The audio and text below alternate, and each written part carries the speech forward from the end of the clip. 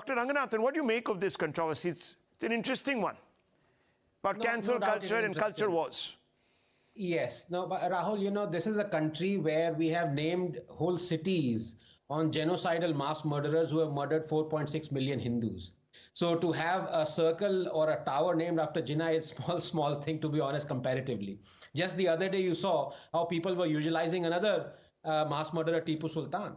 And you have the BJP or NDA government where you have a Bakhtiarpur railway station in Nalanda named on the man who actually burned down Nalanda. And when I say Aurangabad, the name has not been changed.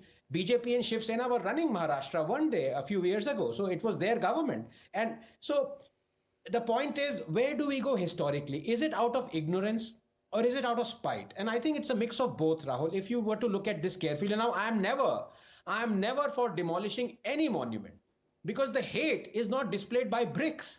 The hate is displayed by the philosophy. If at all I would want this monument or this symbol of hate that was Jinnah, it was in his honor, should be moved away. Like all those British monuments have been moved to Coronation Park. If you remember the statue of King George V, that is going to be replaced by Subhash Chandra Bose. That was there till 1968, apparently. That has been moved to another location, nondescript location, which is far away from central Delhi. So you can move this. There is technology that exists now. The point is, if you have to have this monument, like, for example, I am for erecting a statue of Hitler, but there should be a plaque saying, here is a mass murderer, here is a genocidal mass, for example, Madame Tussauds.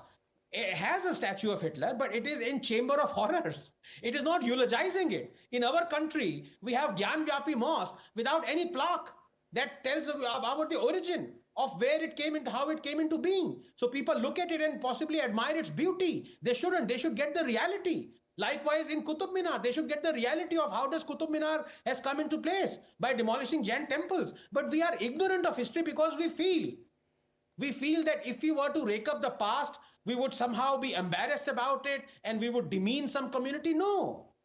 The problem is that nations weaken, Rahul, not because of their past, but rather by the way they are taught it. Let me ask you, because you made this reference about, I'm not in favor of demolishing. You see, the left in this country cheers. The left in this country cheers when colonialists in Britain, their statues, or those that stood for a particularly divisive philosophy in America, their statues are pulled down. But here, they argue against this point. Yes. So how does this work?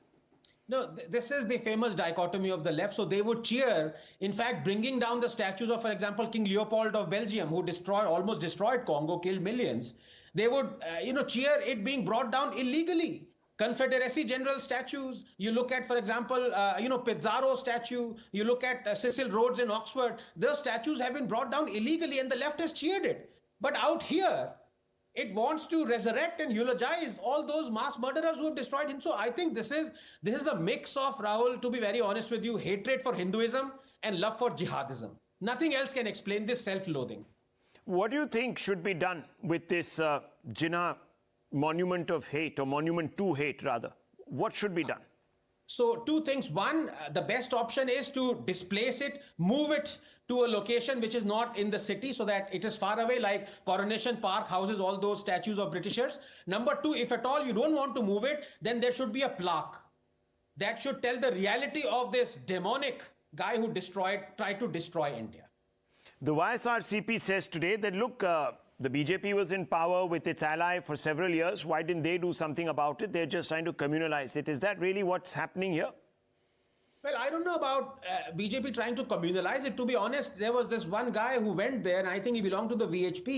He was shouting Vande Mataram and trying to unfurl the Indian flag. Now, that is not taking the law in your own hands. But as I told you, other incidents as well, I mean, BJP rakes it up, but they are hypocritical about it. Otherwise, when they were in the government, they should have, why didn't they change the name of Aurangabad? Why do they still not remove Bakhtiarpur from the name of the railway station that is in Nalanda? It is shameful. Well, viewers, you've heard a version here, and I didn't bring in any politicians. This is just Dr. Anand Ranganathan, who's a public intellectual, giving his point of view.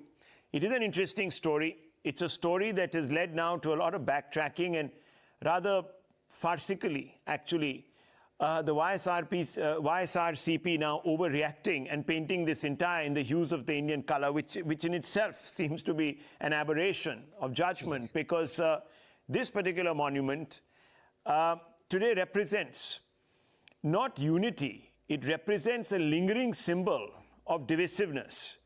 And without context, many people will think, oh, this is the latest salutation to our great republic, because the Tiranga has all the colors that unite us, viewers. So they'll say, oh, this is a great tower or a Ghanta Ghar for unity now in the middle of Guntur. Nothing can be more wrong than that, viewers. And you know what will happen? After a few years, they will say Jinnah stood for this unity. There you go. No, they're already saying it. In fact, I would have played out a soundbite, but you know, these things get very political if you don't have the spokesperson to put it in context. But the person came out and said, look, this is a symbol of unity because Mahatma Gandhi and Jinnah met here, you know, several decades before independence. So you're absolutely right. Dr. Ranganathan. Dr. Ranganathan, before I get the two politicians in, yesterday I heard something that rankled. And I didn't want to do the debate yesterday because I really wanted to deep dive into the facts myself.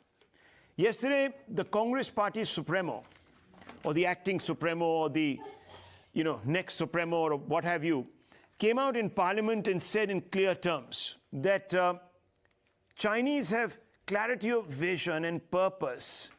Don't underestimate it. On the basis of the great gallantry that is today coming forth from Anthony Clan's investigative journalism and the Klaxon, which is obviously a magazine there, do you believe that India underestimates China, doesn't have the resolve to stand up to China, has allowed the Chinese a free run so much so that it has even isolated us? No, good evening, Rahul, and good evening to all my fellow panelists. Look, you know, looking at the Galwan terrain, many might ask, why protect every inch of it with all your might? Nothing grows on it. Well, let me tell you now what grows on it, Rahul, our resolve. And I have to say this because you mentioned your namesake, Rahul Gandhi. Rahul, I'm disgusted by how our own people were peddling Chinese propaganda for close to 4 years now. And today's revelation from the Australian newspaper or magazine has given them a bloody nose. It is now beyond doubt that the Chinese weren't expecting India to react the way that we did. That June 15th night in 2020, they weren't expecting the bravery of our soldiers fighting off with bare hands. Bare hands, they were fighting weapons made out of barbed wire, even as they fell into their deaths in that freezing Galwan below. They weren't expecting suffering more than 40 casualties, as is what the proof has been provided today. But I want to make a larger point, and here, I hope people have learned their lesson. It concerns all those who never lose an opportunity to raise an alarm at every opportunity their master, i.e. China, provides them with. And I'm not talking of communists here, Rahul. I'm talking of people from the Congress Party. And it is important because these very same people thought nothing of Chinese transgressions before 2014 during Congress rule. Let me remind them what they said. In fact, one of them is your panelist right now. I quote, "The India-China border is not yet defined, and so when the Chinese make incursions, it only means that they haven't entered our territory," unquote. Now you know, China occupied 640 square kilometers of eastern Ladakh during the UPA, a fact reiterated by UPA's own foreign secretary. You know, China managed to make nearly 600 incursions into the Indian side between 2010 and 2013. You know, on July 12, 2013, the Chinese entered 28 kilometers deep into our territory at Dapsang. You know, on June 17, 2013, the Chinese transgressed deep into Chumar, an incursion the UPA did not disclose for 3 weeks for fear of public anger, forcing cancellation of the defense minister visit to China. Now, when you quote these facts, what is the response of these muppets? Oh, this is whataboutery, they say. Well, the truth is that they are acutely embarrassed by their selectivity. Embarrassed that they were silent when China was bullying us during the UPA. They want to give the impression that China is transgressing only post-2014. I would have respected them had they raised their voices then, as they are doing now, Rahul. Raising his hand and pointing to a telephone. What is Yes, this? Rahul, very briefly, it is very rare for Kapil, my good friend, to make an error, but today, unfortunately, I think he has. When he talked about, lamenting the fact that Australians have come up with this word, but Indians haven't or others haven't, let me remind him, one, that the Russian ITAS TASS agency clearly specified 45 Chinese had died in February of 2021. And in 2020 of June itself, when the clashes happened, here is an Indian report quoted by ANI saying that according to Indian army and intelligence reports, 43 casualties have been on the Chinese side. I'm sorry, there is an ad of Chappal. Maybe there is a metaphorical message here for my good friend Kapil Madan. But the fact is, Kapil, you've been found wanting today.